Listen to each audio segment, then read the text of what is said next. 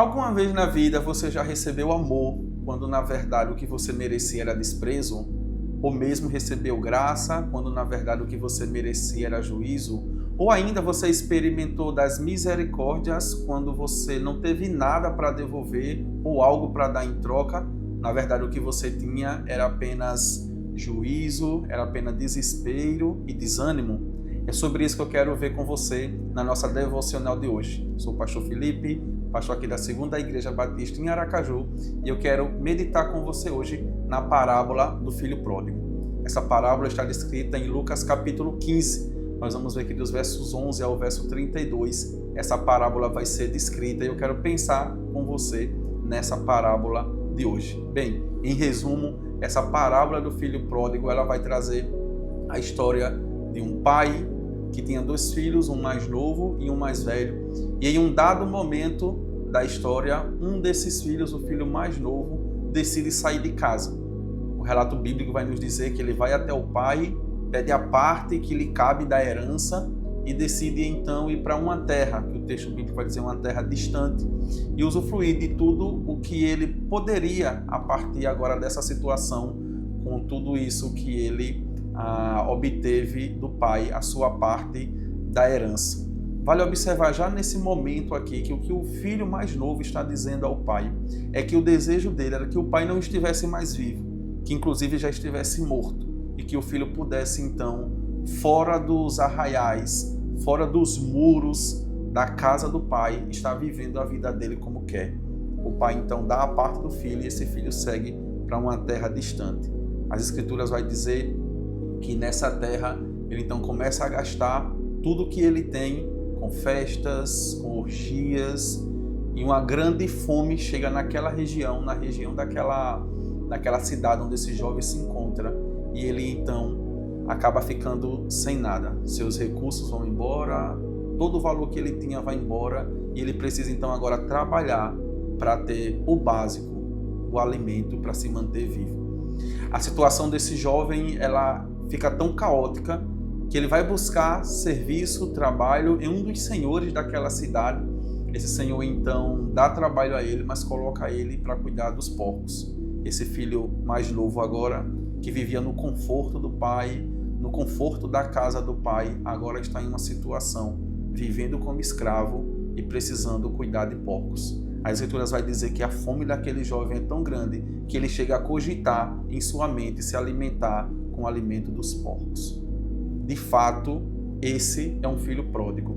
É alguém que gasta deliberadamente tudo o que tem. E nesse dado momento onde ele está pensando em se alimentar com os alimentos dos porcos, ele lembra do pai. Ele lembra que na casa do pai, os servos do pai viviam melhor do que ele naquela situação. E de repente, ele imagina, eu vou voltar para a casa do meu pai. E aí é muito interessante que as escrituras vai nos mostrar que esse jovem então começa a montar um discurso em sua mente. E o discurso vai ser da seguinte forma. O jovem diz: vou voltar para a casa do meu pai.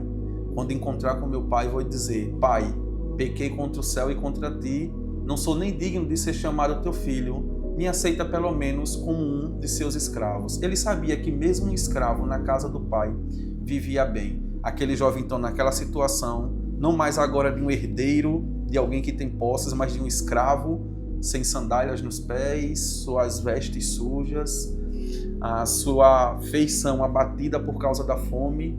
Esse jovem agora se coloca em direção ao retorno da casa do pai. E aí eu acho que cabe aqui uma imaginação da nossa mente a respeito disso. Imagine comigo esse jovem retornando para a casa do pai e refletindo sobre a sua situação e tudo o que ele fez nesse tempo.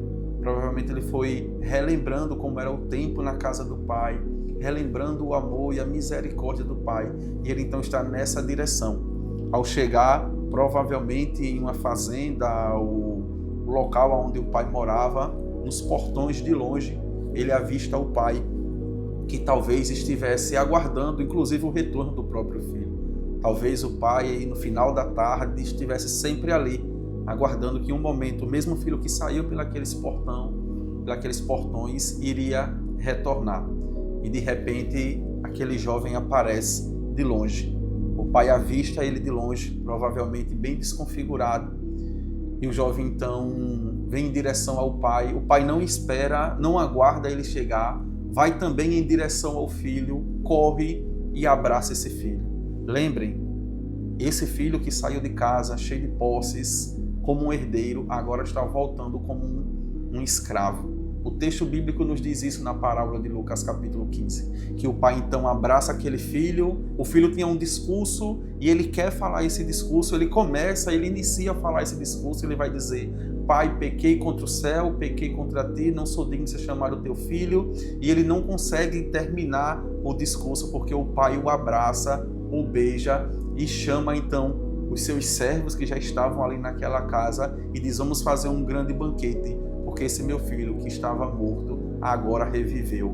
O pai, ao chamar os servos para fazer essa grande festa, também diz: olha, traz um anel para colocar no dedo do filho, traz a sandália para colocar nos seus pés, tudo isso restaurando tudo aquilo que o jovem perdeu. Um escravo, ele andava descalço. Quando o pai está dando a sandália ao filho, ele está dizendo: você não é escravo, você é meu filho. O anel que é colocado no dedo está falando da autoridade, ou seja, o filho volta novamente para casa e toda a autoridade lhe é dada, vestes novas é dada a ele, e ele então vai para uma grande festa porque o pai o aceitou de volta.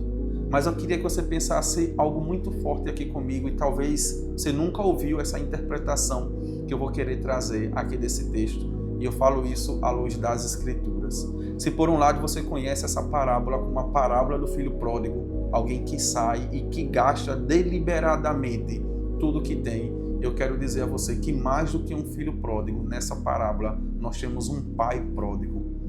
Nós temos um pai que deliberadamente, sem reserva nenhuma, entrega seu amor, entrega seu perdão, entrega o consolo e aceita o filho de volta. Se por um lado você tem um filho que é pródigo, mas ele age de forma negligente ao gastar tudo o que recebeu da parte do pai, do outro lado você tem um pai que, sem ressalva nenhuma, entrega seu amor de volta a esse filho que se perdeu. E eu queria que você pensasse comigo que o maior escândalo dessa parábola não é um filho que sai e retorna e gasta tudo o que tem, mas o maior escândalo é ver um pai que, apesar de tudo que o filho fez, o ama e o recebe de volta. E como eu disse, de forma deliberada, gasta tudo que tem, entrega tudo que tem, o seu amor, o seu perdão a esse filho. Veja, essa parábola, ela não está aqui à toa, ela faz parte de uma tríade de parábolas. Nós temos aqui em Lucas 15 a parábola da ovelha perdida, a parábola da moeda perdida e a parábola do filho pródigo. Jesus está contando essa parábola aqui, essas três parábolas, em respostas aos fariseus que estavam questionando porque Jesus comia com pecadores. E o que a gente vê então nessa parábola aqui é um pai que é pródigo, um pai que se senta com pecadores, um pai que se senta com aqueles que negligenciaram, com aqueles que se afastaram dele e que recebe esses de volta e entrega tudo que tem em amor. O que nós temos nessa parábola não é simplesmente um filho pródigo, alguém que gasta deliberadamente, mas nós temos um pai que é pródigo. E isso é descrito quando o pai entrega tudo o que tem e o que tem de melhor ao entregar o seu filho, Cristo Jesus, na cruz. E eu queria então que você olhasse para essa parábola a partir dessa visão. O pai é pródigo porque ele entrega tudo o que tem em amor, e ele entregou Cristo Jesus, o nosso Senhor. Então, se você já recebeu esse Cristo Jesus por fé, se alimente com essa palavra, com essa parábola, com essa devocional, porque Cristo te amou e entregou o seu Filho em nosso favor e em seu favor. Mas se você ainda não confessou Cristo como Salvador, você tem um Pai que é pródigo, que aceita você como você estiver e certamente vai te chamar para um grande banquete. Então essa é a nossa devocional de hoje. Espero que ela tenha tocado o seu coração, espero que essa parábola tenha falado com você. Que Deus te abençoe e até a próxima devocional.